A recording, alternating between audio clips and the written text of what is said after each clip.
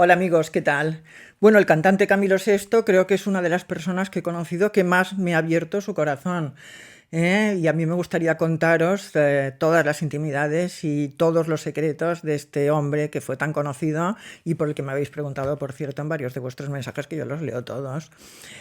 Corría el año 1981, había tenido lugar en España el golpe de Estado del 23F, un grupo de guardias civiles habían irrumpido en el Congreso con armas, armados, habían pegado unos tiros, querían tomar el poder y que hubiera un gobierno militar, sustituir la democracia por un gobierno militar bueno, imitando otros países, ¿no? Lo que había pasado en Chile, por ejemplo.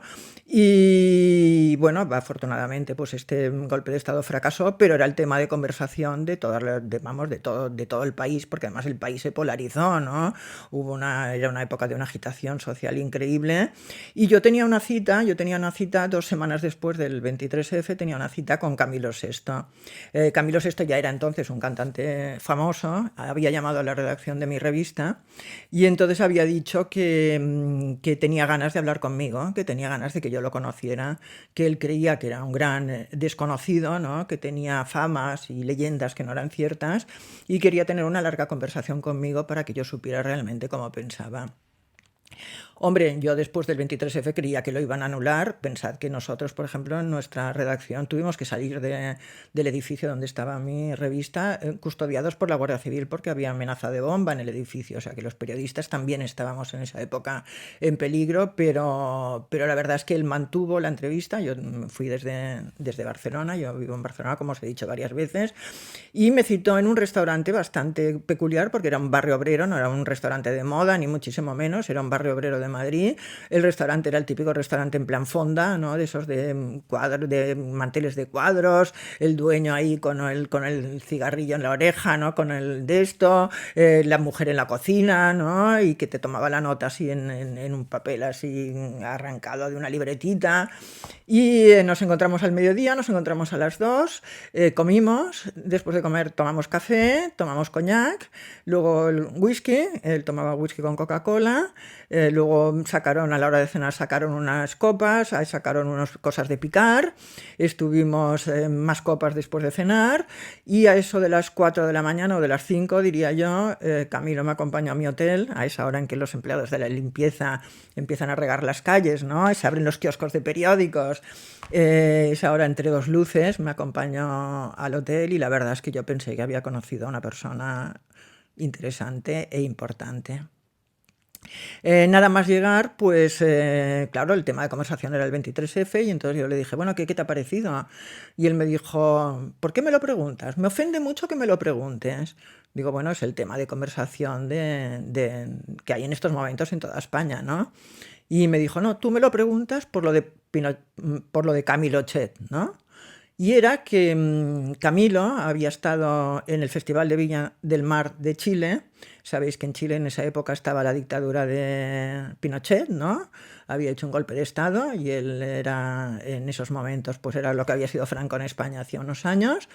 Y Camilo había ido a cantar al Festival de Viña del Mar cuando los artistas internacionales habían hecho boicot precisamente a este festival y a ir a actuar precisamente a Chile para que esto no se interpretase como un apoyo al dictador. Y entonces me dijo, tú lo dices por lo de Pinochet. Bueno, no, claro, es que esto lo dijo un cantante, un periodista catalán, también como tú, yo lo sé que me pusiste este nombre, y a mí me parece muy injusto porque yo no he ido a actuar para Pinochet, sino para el pueblo chileno. Aquí durante el franquismo también vinieron muchos cantantes de izquierdas a actuar y en ningún momento dijisteis que estaban apoyando a Franco, desde Joan Baez, Pete Seeger, los franceses venían, dice, y sin embargo, a mí me habéis puesto esta etiqueta. Dice, y esto es muy injusto porque me ha perjudicado muchísimo y además no es cierto porque yo tengo muchos amigos en Chile. Cuando Serrat se exilió en México, el único cantante que públicamente lo apoyó fui yo. Es curioso porque esto lo dicen mucha gente del exilio de Serrat. A mí muchos artistas me han dicho, el único que apoyó a Serrat, que le ayudé económicamente fui yo, pero me lo han dicho un montonazo, ¿no? Pero yo, bueno, yo creo que en el caso de Camilo la verdad es que creo que era cierto. Dice, me parece muy injusto y me gustaría que me sacarais esta etiqueta de encima. Bueno, yo lo publiqué tal cual en la revista. En la revista en esa época vendía 1 millón de ejemplares. O sea, que era como salir en un programa de máxima audiencia y la verdad es que tampoco sirvió de nada. Y bueno, y una de las cosas, bueno, me senté en la mesa y entonces lo primero que hizo él, bueno, yo ya estaba ahí pidiendo la comida, tal y cual, estaba especializado en arroces de este restaurante. Y entonces él lo primero me dijo, tócame la cara, tócame la cara. Bueno, a mí me impresionó lo guapo que era, ¿eh? No sé si os lo he dicho, pero era alto, con muy buena facha, delgado, con unos ademanes muy elegantes, de cara, tenía una cara guapísima, era muy guapo de cara, una cara bastante, bueno, una cara muy pura, ¿no? Como muy, con cierto aire ingenuo incluso, ¿no? Muy juvenil. Y entonces él me dijo, tócame la cara, tócame la cara. Y yo dije, ay, bueno, le tocaba la cara, pero no sabía qué quería decir. Toca, rasca, rasca, frota, frota, frota. Y cogió una servilleta que había en la mesa, me dijo, mira, mira, mira, y empezó a frotarse y luego me la enseñaba. Y entonces yo le dije, bueno, es que ¿por qué haces todo esto? Sí, porque vosotros habéis dicho que yo me maquillo. Ah, yo no lo he dicho, que a lo mejor sí que lo había dicho, también tampoco lo sé. No, no, yo no he dicho nada. Sí, ya habéis dicho que me gustan los hombres, que soy maricón. Y yo dije, no, no, de esto no he dicho nada. Dice, no, pero es que a mí me da mucha rabia esto, dice, porque yo le tengo un gran respeto a los homosexuales. Esto en el año 81, que acordaos que hasta hacía muy poco tiempo ser homosexual estaba penado por la ley. O sea, si te encontraban... Bueno, yo, por ejemplo, siendo estudiante, había ido a bares en los que por la noche actuaban hombres vestidos de mujer y que hacían redadas. O sea, y estos hombres vestidos de mujer los metían en la cárcel por la ley de vagos y maleantes. O sea, que realmente hasta hace muy poco tiempo antes de esto que estamos hablando, ya había democracia, Franco se había muerto hacía 6 años, pero bueno, las viejas costumbres, ¿no? Todavía tenían sombras muy largas. Entonces me dijo, dice, yo creo que los homosexuales merecen todo el respeto del mundo, tienen que poder exhibir su amor en público, tendrían que casarse, que esto era una cosa muy revolucionaria, pero yo desde luego no soy homosexual, al contrario, me gustan mucho las señoras. Y ahí me contó su vida sexual. Por cierto, que este vídeo no es apto para menores, también lo digo. No creo que haya muchos menores viendo mis vídeos, pero bueno, os aviso por si acaso.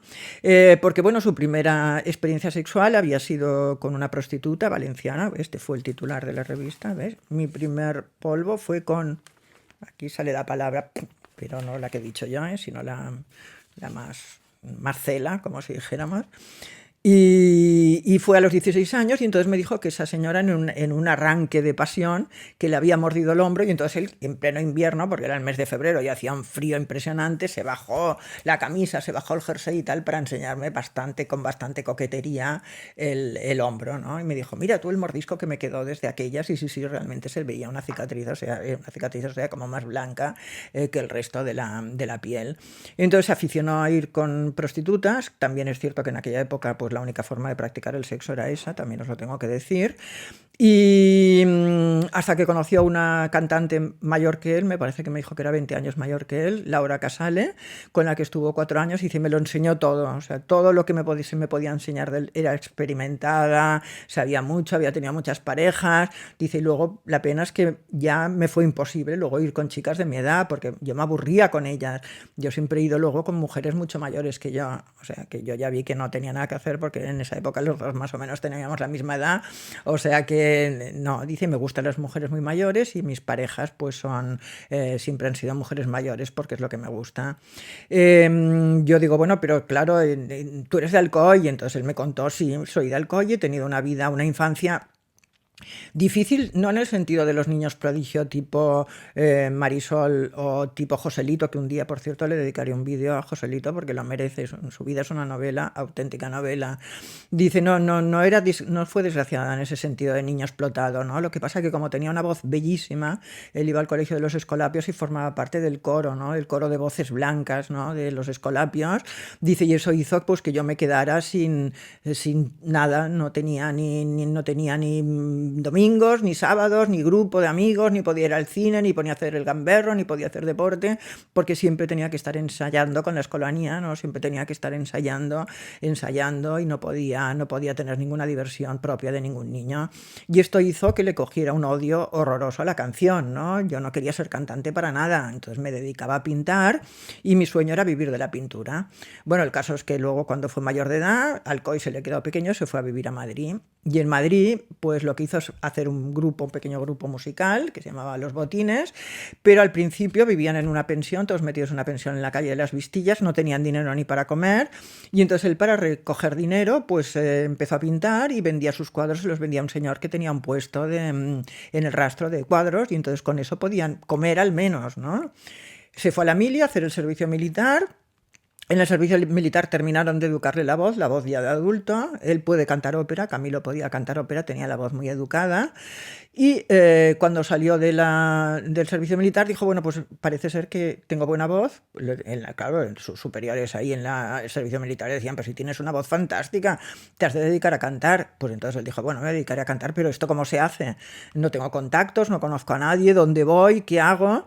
Y entonces le dijeron, bueno, mira, hay un productor que se llama Juan Pardo, que si te descubres, si le gusta cómo cantas, él es cantante también, pero si le gusta cómo cantas, pues él también lo que hará será que te ayudará, ¿no? Te meterá, hará que puedas grabar un disco, en esa época era grabar discos más que los conciertos, y entonces te ayudará. Y entonces él se fue, él había compuesto 2 canciones y se fue con sus 2 canciones, había hecho una maqueta, una prueba en una cinta magnetofónica, y se fue a hablar con Juan Pardo, y Juan Pardo dijo, bueno, sí, vale, pues sí, ven a casa y ya veremos. Entonces fue a casa y era esa época en que Juan Pardo estaba de novio con Rocío Dúrcal. Entonces dice que le decía, ven esta tarde a las 7. Entonces dice que él iba a las 7 de la tarde a su casa y que a esa época, a esa hora era cuando iba Rocío Dúrcal, una prima de Junior, del cantante Junior, y otra chica, y que los 4 se ponían a bailar el rock y el twist, que era lo que estaba de moda en esa época, que era eso, que era así. Y entonces dice, yo estaba ahí con mi maqueta debajo del brazo, con mi cinta magnetofónica debajo del brazo, y a las 9 llegaban los padres y decían, oye, que ya han llegado mis padres, ya tenemos que deshacer esto y tal. Y estuve yendo día tras día, tras día, durante 2 meses, sin que nadie me dijera nada. Dice, como yo soy muy tímido, ni siquiera me preguntaban cómo me llamaba. Y entonces yo dije, bueno, pues ¿qué hago? ¿Qué tengo que hacer? Dice, bueno, pues entonces vete con el gran rival de Juan Pardo, que es Junior, que en esa época pues ya habían tenido sus diferencias, estaban medio peleados. Un día dedicaré uno a Juan Pardo, que fue muy amigo mío, que era muy amigo mío y al que quiero mucho y admiro muchísimo, y también tengo muchas cosas que contar de él. Dice, pues te vas a Juan Pardo y tal. Y bueno, el caso es que al final de todo esto consiguió sacar un single, pues un disco de esos sencillos que tenía una canción por cada cara, y me contaba, dice, pero fue el mayor fracaso de mi vida, porque el disco salió en octubre y la canción importante, bueno, la de la cara A, se llamaba El verano llegó. Y entonces, claro, no la programaron en ninguna emisora porque yo iba con el disco y decían, sí, vamos a poner esta canción. Y llovía cántaros, hacía frío y tal, y la canción se llamaba El verano llegó. Y entonces decía, bueno, pues pondremos la cara B. Y la cara B se llamaba Cambio de rumbo. Y dice que todos le decían, mira, chico, lo que tienes que hacer es cambiar de rumbo porque esto no es lo tuyo. Y entonces yo me acuerdo que cuando me contaba todas estas cosas, la verdad es que disfrutaba tanto, Camila, hablándome de estos comienzos tan duros, ¿no? Para todos los que son artistas, se lo pasaba tan bien, le gustaba tanto que, bueno, que hicimos una entrevista fantástica que salió reproducida en muchos sitios, porque la verdad es que, bueno, me abrió su corazón de una manera increíble con todo esto que os he contado, ¿no? Y lo curioso es que luego cuando a la hora de hablarme de la fama dice, bueno, y luego ya saqué lo de la canción de Cuna de Brahms, ¿no? Que fue su primer éxito, y luego el Algo de mí, que fue el segundo gran éxito. Pero esto a él ya le aburría todo esto, ¿no? El éxito ya le aburría. Y entonces yo recuerdo que, bueno, cuando, como os he dicho antes, me acompañó al hotel de madrugada, ¿no? Íbamos caminando con los hombres regando, ¿no? Con las mangueras el suelo y tal. Y era un adelantado en muchas cosas, porque entonces me dijo, ¿sabes qué es lo que más me preocupa a mí? Y yo le dije dice, pues mira, la naturaleza. Y se paraba y con el pie hacía pum, pum, pum, pum, y daba patadas en el suelo y decía, es que tú piensas que aquí abajo había campos, había ríos.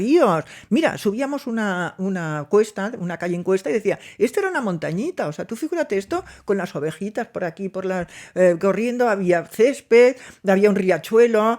Tenía una imaginación tan increíble, o sea, ese trecho desde el restaurante hasta mi hotel pobló todo Madrid de fantasía, ¿no? Porque me decía, aquí habría un molino, aquí habría un rebaño de ovejas, aquí estarían los perros pastor, aquí habría un establo de vacas.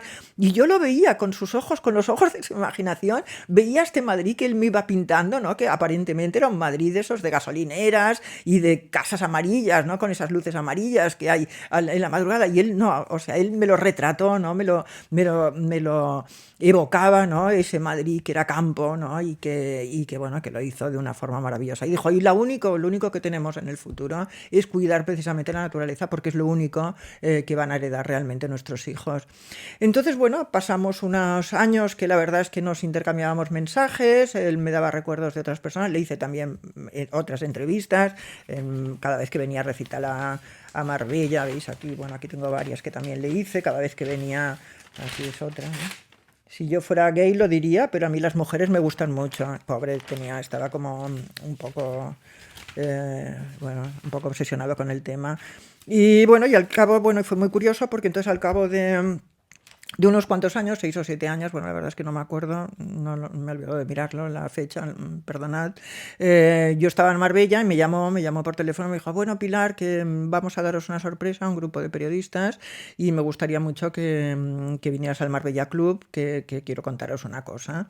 Y bueno, ¿y cuál fue mi sorpresa cuando llegué al Marbella Club? Y estaba Camilo con una señora, con una chica y con un bebé en brazos, pues un bebé bastante, bueno, no sé, mayorcito, pues debía tener 7 meses o 8 meses, ¿no? Y entonces, bueno, nos lo presentó y dijo, es mi hijo.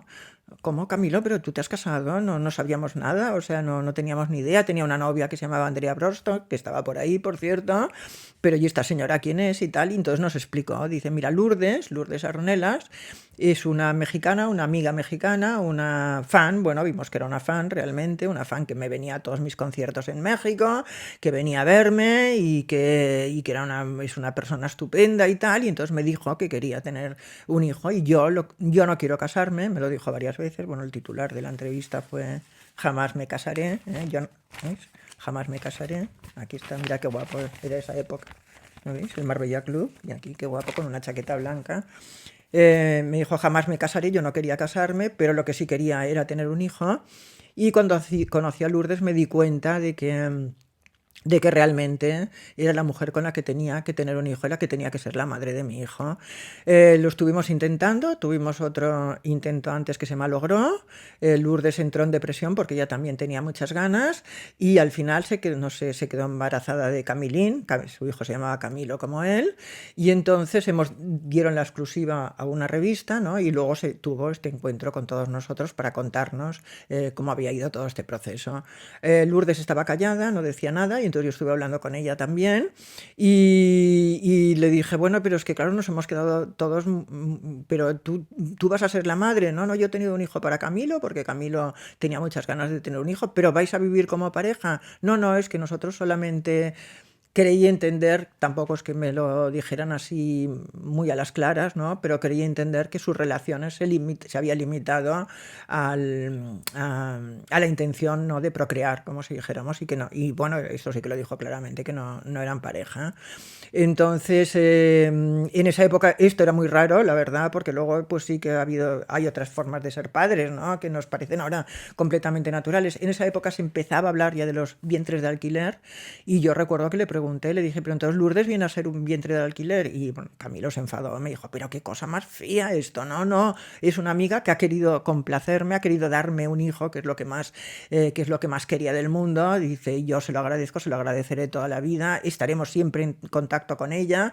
O sea, no se llegó a explicar muy bien qué tipo de familia iban a hacer. Mi hermana, él vivía con su hermana, Camilo, mi hermana está encantada con este niño, además dice que se parece, que es igualito a mí cuando era pequeño, que tiene un remolino aquí en la nuca, que era el mismo que tenía yo, dice, iba a ser un niño rodeado de mucho amor.